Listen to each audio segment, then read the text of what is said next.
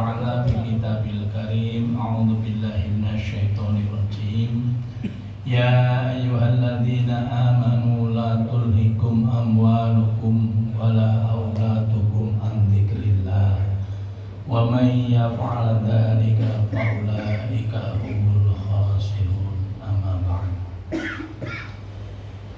Yang kami muliakan Bapak Ketua Pengadilan Tinggi Agama Semarang, yang kami muliakan Bapak Wakil Ketua Pengadilan Tinggi Agama Semarang, kepada para jamaah hadirin hadirat sekalian yang berbahagia.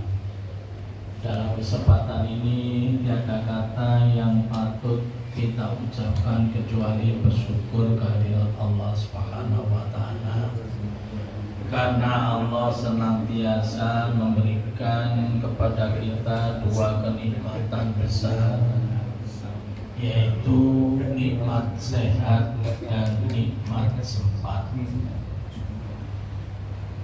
Betapa berapa banyak orang yang sehat tapi tidak bisa sempat, dan begitu juga orang yang sebenarnya ada sempat tapi tidak sehat.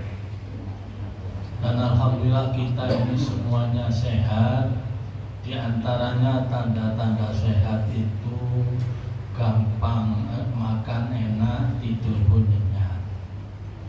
Sehingga betapa banyak orang yang mau tidur ini susah, harus menggunakan alat bantu dan konsumsi obat tertentu. Itu mau tidur. Alhamdulillah kita duduk sandar ini sudah bisa tidur. Ini merupakan kenikmatan yang besar. Alhamdulillah. Makanya sekarang kita perlu berdoa. Bismillahirrahmanirrahim.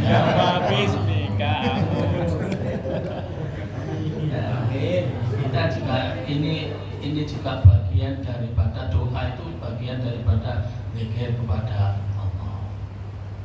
Para bapak dan ibu sekalian, perlu saya sampaikan tadi itu surat Munafikun ayat 15. Ayat 9 yang berbunyi ya ayyuhalladzina amanu la tulhikum amwalukum wa auladukum an dzikrillah wa may yaf'al dzalika fa ulaika humul khasirun. Bahwa Allah berfirman dalam surat Al-Munafikun tadi itu mengingatkan kepada kita, yang artinya wahai orang-orang yang beriman, janganlah harta-hartamu dan anakmu ini membuat kamu lalai zikir kepada Allah. Karena hal yang demikian ini, kalau ini kamu lakukan, maka kamu termasuk golongan orang-orang yang rugi. Singkat cerita, bapak-bapak dan ibu sekalian, bahwa Nabi Musa ini kan tergolong nabi yang pemberani, sehingga ada apa-apa itu langsung dialog kepada Allah. Sampai berkaitan dengan ibadah ini, Nabi Musa juga tanya pada Allah, wahai Allah, ibadah apa yang engkau senangi? Ini sampai bertanya, ini dalam rangka untuk introspeksi Nabi Musa itu sendiri. Kemudian Allah menjawab dengan sekaligus memberikan penjelasan. Ibadah yang kau lakukan kalau sholat ini adalah hanya untuk dirimu sendiri. Ini aku kurang suka. Kenapa? Karena sholat ini hanya membuat kamu bisa mencegah perbuatan fahsya dan munkar. Inna sholata tanha 'anil fahsya'i wal munkar. Kemudian zikir pun juga demikian. Ini manfaatnya hanya untuk dirimu sendiri, yaitu kamu dengan cara berzikir hatimu supaya tenang. Ala bidzikrillah tatmainnul qulub. Dengan berzikir ini maka hati itu tenang. Lalu puasa juga demikian. Puasa ini hanya untuk manfaatnya untuk dirimu sendiri, yaitu mencegah daripada hawa nafsu. Lalu Allah meneruskan jawabannya, yang aku sukai ibadah dari hambaku adalah ibadah zakat, infak, sedekah. Rupanya ibadah yang berkaitan dengan mal atau harta benda yang dimiliki oleh hambanya. Kemudian kenapa ya Allah kok ibadah zakat, infak, dan sedekah? Ini kemudian Allah melanjutkan bahwa karena dengan adanya ibadah zakat, ibadah infak, ibadah sedekah, ini kamu memberikan kelonggaran, memberikan solusi kepada hambaku yang lain yang tentang kesempitan harta dan bisa mengentaskan kemiskinan, bisa yang semula susah atau sedih menjadi gembira, dan aku ada di sisinya dia. Ini jawab Allah. Rupanya ibadah yang kita katakan termasuk ibadah ghairu ma'dhur, tapi ibadah yang berupa infak ini nuansanya lebih besar, implikasinya pun sangat luas. Sehingga sekali lagi pada masa Nabi Musa pun juga demikian. Ada suami istri yang kehidupannya itu miskin, yaitu sederhana, tidak punya apa-apa, tapi dia rajin ibadah dalam menjalankan perintah-perintah Allah dan menjauhi segala larangannya. Sehingga suatu saat pada malam hari mau tidur itu sang istri ngomong pada suaminya, Mas, kita ini sudah hidup sekian lama, tapi apa-apa tak punya. Terus harta benda yang kita miliki juga seperti ini, sehingga kita dalam melaksanakan ibadah ini kurang konsentrasi. Gimana? Mas kan kenal toh dengan Nabi Musa, dan Nabi Musa dan merupakan Nabi. Mas datang minta didoakan oleh Nabi Musa supaya kita ini tidak menjadi papa lagi atau orang yang miskin. Terus sang suami ini jawab, oke lah, kalau usulanmu seperti ini, aku akan mendatangi Nabi Musa dan aku mohon kepada Nabi Musa agar didoakan supaya aku ini menjadi orang yang punya atau orang yang kaya. Kemudian seraya ini suami ini berangkat ke Nabi Musa, wahai Nabi Musa, engkau adalah utusan Allah, engkau adalah Nabi Allah, tolonglah doakan aku agar aku ini menjadi orang yang punya, sehingga aku dapat mengatasi kemiskinan dan bisa menjalankan ibadah dengan maksimal, dan aku akan menuai atau menunaikan amanat yang diberikan oleh Allah kepada aku. Kemudian Nabi Musa berangkatlah, artinya berdoa, bermunajat kepada Allah, ya Allah, berilah si fulan ini adalah umatku akan harta. Dia kondisinya sangat miskin, kerjanya berat sehingga tidak bisa melaksanakan ibadah dengan maksimal. Ya Allah, kabulkanlah doa saya supaya dia menjadi orang yang punya. Kemudian Nabi Musa berdoa semacam ini direspon oleh Allah. Baiklah, tapi ada syaratnya. Apa? Ya, siap ya Allah. Apa syaratnya wahai Allah? Harta ini akan kuberikan kepada dia dalam waktu 1 tahun. Setelah 1 tahun dia akan saya kembalikan ke habitatnya lagi, yaitu miskin kembali. Baiklah, akan saya sampaikan kepada yang bersangkutan.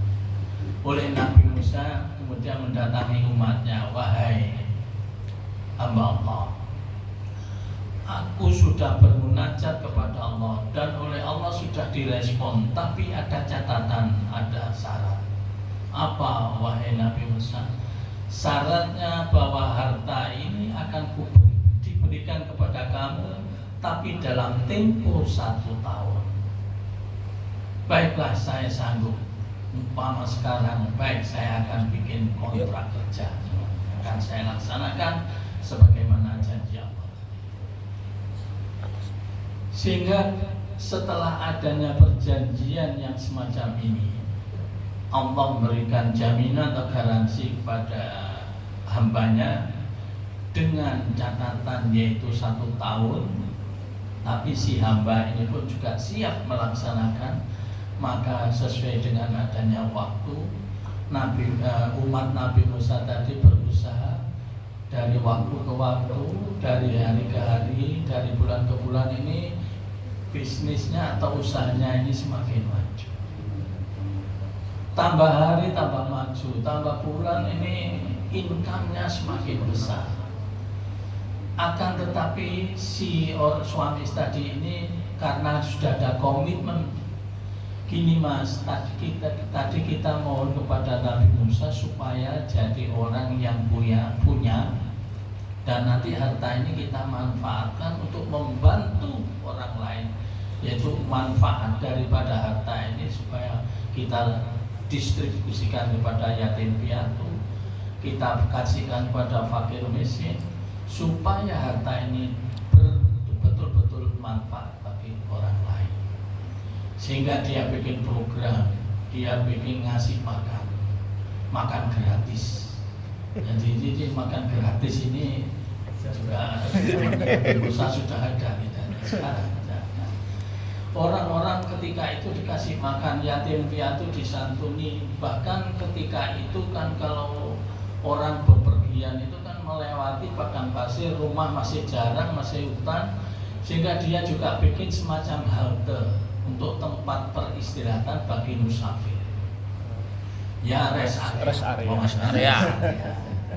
Jadi lagi-lagi Nabi Musa. Termasuk jalan tol itu juga Nabi Musa itu. Karena Nabi Musa mengumpulkan tongkatnya ke laut sehingga jadi jalan tol. Ini jalan tol itu juga dialami itu Nabi Musa. Nyebrang laut. Jadi bikin rest area, di situ juga disiapkan makanan, kemudian air, artinya untuk minum dan lain sebagainya, untuk tempat istirahat. Itu selalu semacam itu. Keluhan daripada umat yang lain, dari hamba Allah yang punya harta ini selalu didistribusikan, pokoknya bergunalah untuk dan manfaatnya dinikmati bersama. Dari jalan kebajikan. Dari selangnya waktu sampai lupa, ini tiba saatnya jatuh tempo 1 tahun. Tapi orang tersebut masih aktif, masih sibuk dalam rangka melayani umat, ngasih makan gratis, ngasih santunan yatim piatu, dan ngasih sembako fakir miskin dan lain sebagainya. Tak terasa 1 tahun, Nabi Musa ingat, ya Allah, ini sudah 1 tahun lebih. Kenapa orang ini masih kaya, tidak kembali ke habitatnya, melarat lagi? Apa jawab Allah? Aku buka pintu rezeki itu 1 pintu, tapi dia bikin pintu rezeki beberapa pintu. Dan aku malu kalau ada hambaku yang lebih pemurah daripada aku. Sehingga sengaja aku biarkan semacam ini. Dia kontraknya memang 1 tahun sanggup, akan tetapi karena dia juga menunaikan amanatnya bahwa harta ini betul-betul didistribusikan kepada orang lain yang manfaatnya lebih besar, tidak hanya dinikmati sendiri. Ini diantaranya hamba Allah yang baik.